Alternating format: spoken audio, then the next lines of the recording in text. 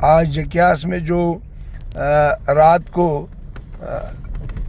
दुकानें जली और मकान जला पूरनचंद का, जो कि जकियास गांव है, अख्यार आबाद के साथ जो गनीतुल उलूम दरसगाह उसके साथ में बाड़ी जो बस स्टैंड है उसके साथ जो दुकानें थी वो जल गई और मकान भी पूरनचंद का जल गया। इससे कबल भी पिछले साल बटियास की दुकानें जली थी, पूरा बाज़ार जल गया था और गुंदो की भी दुकानें जली थी। गवर्नमेंट ने कहा था उस वक्त कि 15 दिन के अंदर रिपोर्टें देंगे, मगर अभी तक रिपोर्ट्स नहीं आई।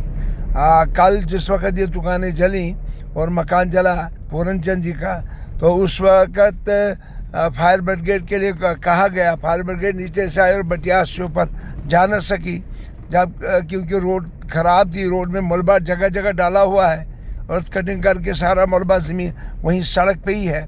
इससे कबल के हमने एक्सिन और एडमिनिस्ट्रेशन को कहा कि फौरी तौर पे रोड साफ़ की जाए, जबकि 10 करोड़ का टेंडर अलाट किसी ठेकेदार को है, तो उसने 1 साल से काम छोड़ दिया है।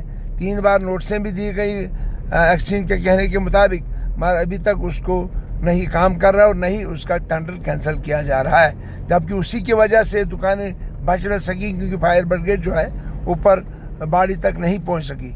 5000 के करीब लोग वहाँ पे थे, इतना नुकसान हो, फिर लोगों ने वो पानी ला के दुकानें वगैरह जो है वो बाकी बुझाए, वरना तमाम गांव जल तबाह बर्बाद होना था।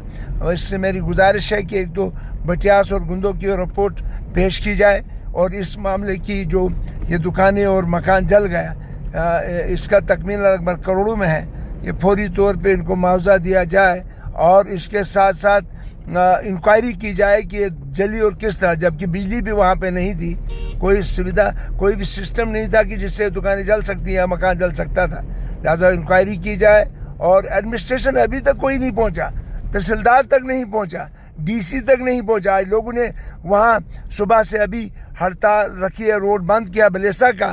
तो लिहाजा मैं मजम्मत करता हूँ एडमिनिस्ट्रेशन की, सरकार की, कि कोई टस से मस नहीं हो रहा है। वजूहत क्या है, गवर्नर साहब को चाहिए इसका नोटिस लें और इंक्वायरी करें, एक टीम भेजें कि ये वाक़ा जलने के बलेसा में ही क्यों बार बार होते हैं।